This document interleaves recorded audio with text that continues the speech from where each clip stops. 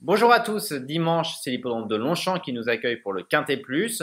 Nous aurons un Quintet magnifique et on va analyser cette épreuve avec François-Charles Truc. François-Charles, bonjour. Bonjour François, bonjour à tous.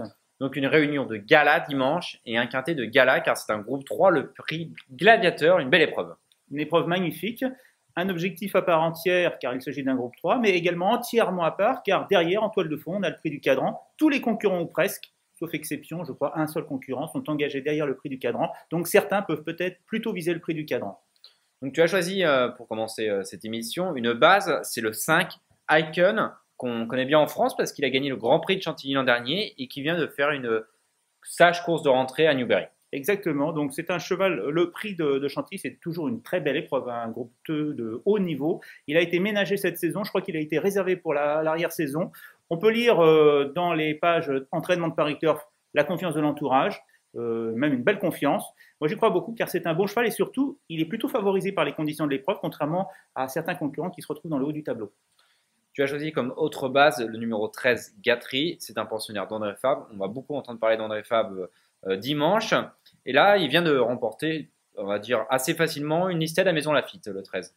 Oui, c'était au mois de juillet. Elle a été ménagée elle aussi. J'ai l'impression qu'elle a été réservée pour la fin de saison. C'est une pouliche qui semble encore avoir une certaine marge de progrès.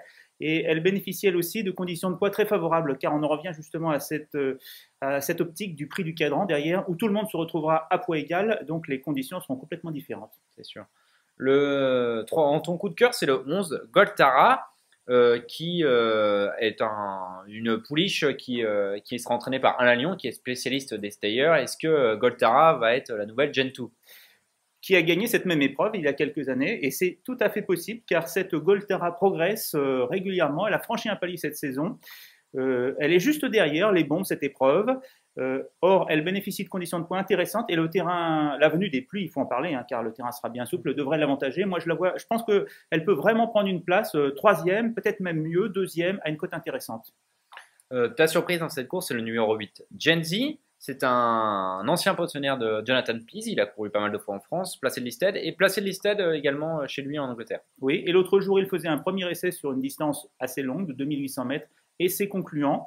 Là encore, on lit dans les pages d'entraînement que l'entourage vient avec des ambitions et c'est tout à fait normal car il s'agit d'un cheval régulier, sérieux et qui a du fond et qui sera avantagé par le terrain souple. Moi, je le vois bien pour une place aussi à une cote intéressante.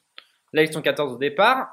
Tu as choisi de prendre comme impasse le 7 Reign of Melody qui vient de bien courir dans un quintet, mais bon, c'est pas la même catégorie. Hein. C'était la grosse note l'autre jour. Il a été enfermé côté corde. Il avait beaucoup de ressources.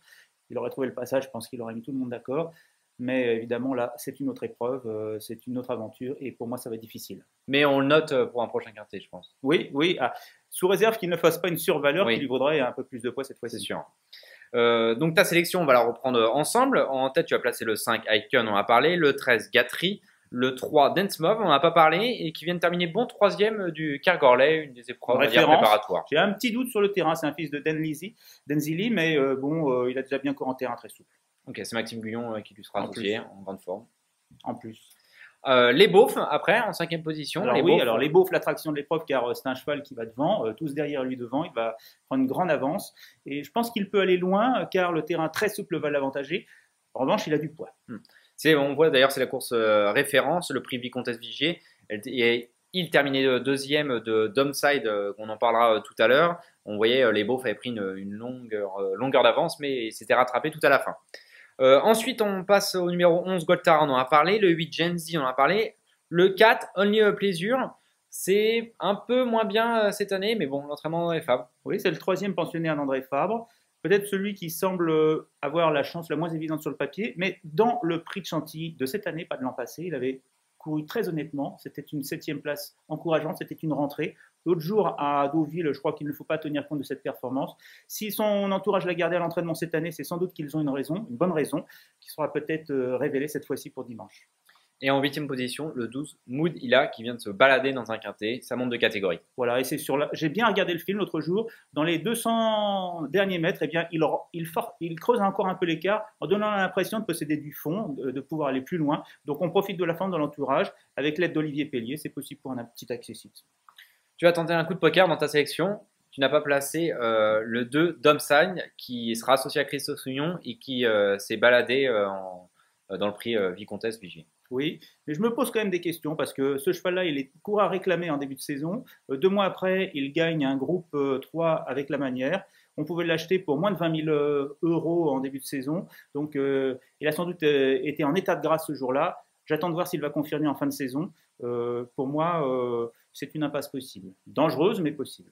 Je répète la sélection, le 5 Icon, le 13 Gatry, le 3 Densmov, l'As Les Beaufs, le 11 Goltara, le 8 Genzi, le 4 Only a Pleasure et le 12 Mood. Il a un petit conseil de jeu à proposer à nos téléspectateurs? Eh bien, je pense qu'on peut prendre, pour jouer au quintet, au 5 sur 5 sur notre site leturf.fr, on peut prendre 3 chevaux de base, le 5, le 13 et le 3.